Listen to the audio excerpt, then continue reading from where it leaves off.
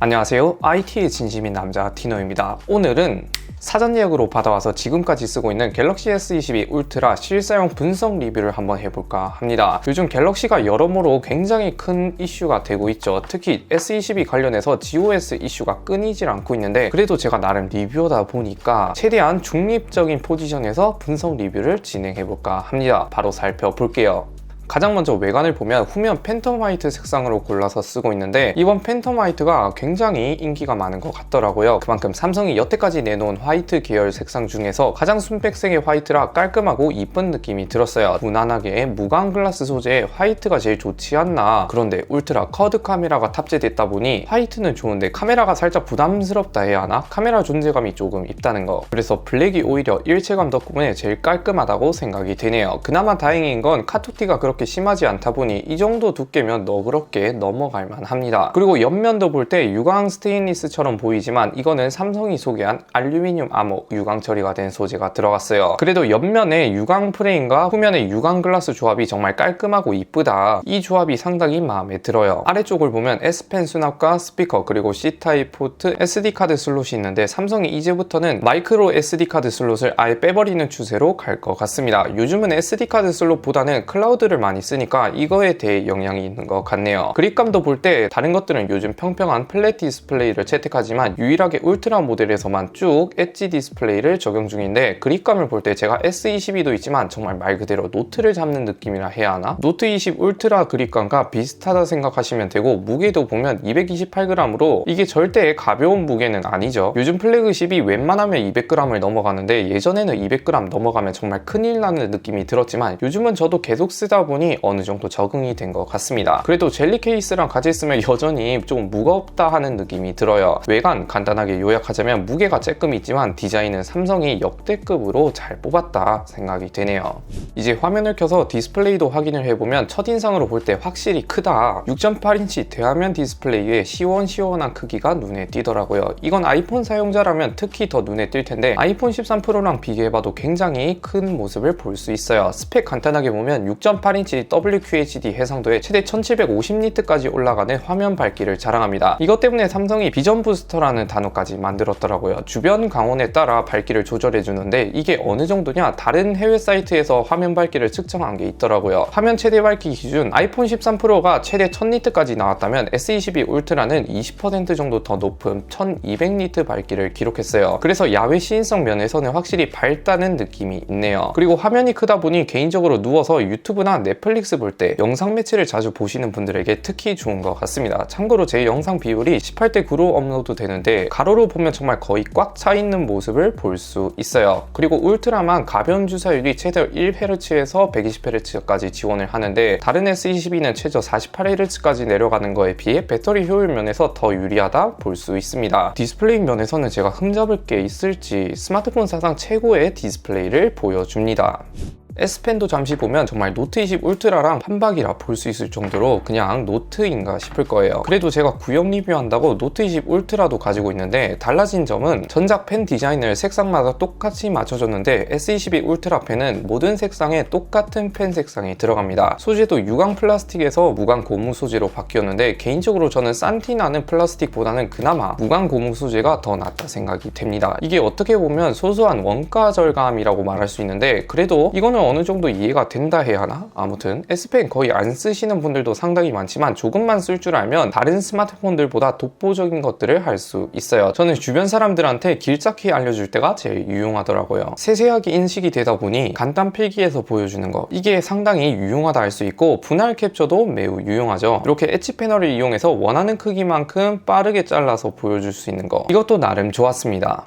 이제 굉장히 논란이 되고 있는 성능을 한번 살펴볼게요. 스펙상 4나노 기반의 스냅드래곤 8 1세대 칩셋과 램은 12기가가 탑재되었습니다. 일단 램은 넉넉하긴 하나 아무것도 안 해도 최소 4기가 후반대는 먹고 들어가더라고요. 좀 쓰다 보면 7기가까지 잡아먹기도 합니다. 이게 중요한 건 아니고 GOS 논란 때문에 커뮤니티와 유튜브에서 굉장히 이슈가 되고 있죠. 저도 정리한 영상이 있으니 한번 확인해 보시고 성능 조작을 감안해서 3D 마크 스트레스 테스트를 진행해 본 결과 최고 1200점, 최저 1300점으로 안정성은 60% 정도가 나옵니다. 그런데 안정성이 60%인 걸 보면 발열이라든지 스로틀링이 다른 스마트폰들보다 더 빨리 생긴다고 볼 수 있습니다. 아이폰 13 프로는 안정성이 80%대 정도가 나오는 거 봐서는 GOS 오프를 한다 해도 경쟁사 대비 스로틀링이나 발열 안정성이 아쉽다고 볼 수 있습니다. 그래도 확실한 건 제가 사전 예약 때부터 쓰고 있는데 발열은 전작 S21 시리즈에 비해 크게 없다는 점이에요. 성능 면에서 안 좋은 얘기만 나오지만 그나마 전작에 비해 장점은 발열이 어느 정도 잡혀 있다는 점을 꼽을 수 있어요. 그래도 게임을 안 한다면 뭐 딱히 크게 상관은 없긴 하겠지만 게임을 안 한다 해도 이런 사태가 발생한 점은 많이 아쉽긴 합니다.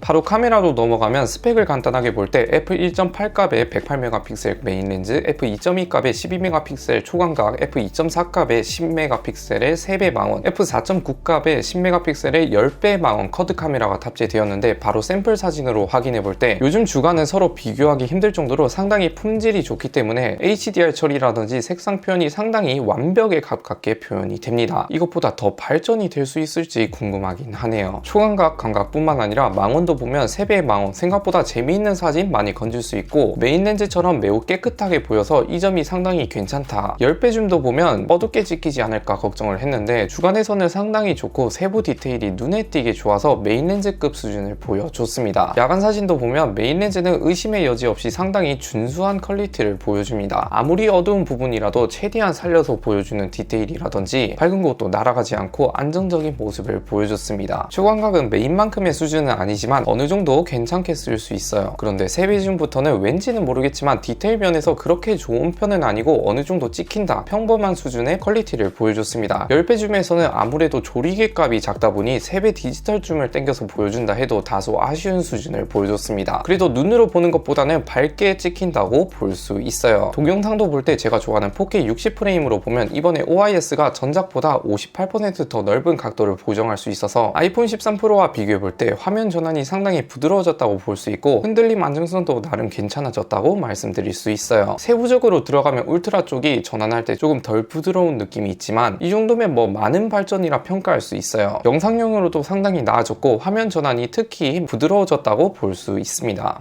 대망의 내장 배터리 타임을 보면 물리적 용량은 5000mAh로 노트 20 울트라보다 500mAh 더 늘어났고 S펜이 탑재됐다 해도 어느 정도 넉넉하게 들어갔어요. 그럼 배터리는 얼마나 갈까? WQHD 해상도의 120Hz 주사율로 웹서핑이나 SNS, 유튜브를 주로 하는 패턴으로 보면 100% 정도의 평균 6시간 정도 쓸 수 있었습니다. 하루 정도 쓰기에는 무난한 수준이라 볼 수 있고 많이 넉넉하다기보다는 평균보다 조금 더 쓸 수 있다고 볼 수 있어요. 그런데 저는 WQHD 해상도로 설정해서 그렇고 FHD 플러스 해상도로 설정하시면 아마 30분 정도 더 오래 사용하실 수 있습니다. 그리고 울트라는 2년 만에 다시 45W 출력을 지원하는데 테스트를 해보면 30분 급속 충전에는 25W나 45W나 비슷한 수준이지만 완충에는 무려 1시간 만에 끝나기 때문에 25W 대비 40분 정도 더 빠른 수치를 보여줬습니다. 그래서 울트라나 플러스 구매자라면 웬만하면 45W 충전 어댑터를 사용하시는 것을 권장드립니다. 그리고 무선 충전도 지원을 하는데 삼성 자체 충전 최대 15W까지 지원을 하며 역방향도 최대 40.5W를 지원합니다.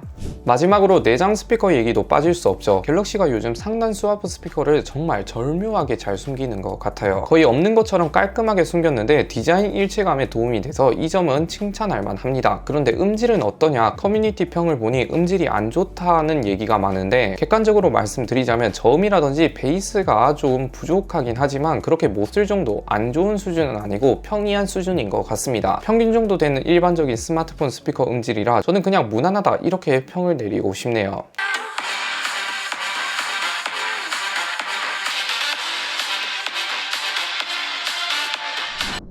이렇게 요즘 논란의 중심에 있는 S22 울트라 실사용 분석 리뷰를 해봤는데 요즘 너무 GOS 쪽에 이슈가 몰려있다 보니 전체적인 평가가 묻히는 느낌이 들기도 합니다. 물론 GOS 옹호하는 건 아니고 당연히 이렇게 만든 건 잘못이 있죠. 확실한 건 게임은 갤럭시가 아니라 아이폰이랑 아이패드다 라는 걸 증명해준 사건이기도 합니다. 본론으로 다시 넘어와서 S22 울트라 어떠냐, S펜을 기다리셨던 분들, 울트라라는 최고 플래그십을 원하는 수요에 해당되는 모델은 사실상 선택지가 없어요. 당연히 S22 울트라를 구매할 수밖에 없는데 그래도 아쉬운 성능을 제외하고 보면 디자인 상당히 괜찮고 디스플레이 현존 최고 스펙에 어느 정도 괜찮은 수준이라 볼 수 있습니다. 기기 빌드 퀄리티는 의심의 여지 없이 매우 좋지만 GOS 이슈 때문에 이 모든 게 묻혀버리고 안 좋은 점만 계속 부각이 되는 것 같은데 10개를 만드는데 한 개라도 문제가 있다면 9개를 아무리 잘 만들어도 좋은 점은 봐주지 않는다라는 얘기를 들었는데 이게 딱 S22 울트라에 들어가는 것 같습니다. 결론은 저는 게임만 하지 않는다면 어느 정도 괜찮다 말씀드릴 수 있어요. 아무튼 오늘 영상 시청해주셔서 감사드리고요. 영상 마음에 드셨다면 구독, 좋아요 한 번씩 눌러주시면 매우 감사드립니다. 안녕히 계세요.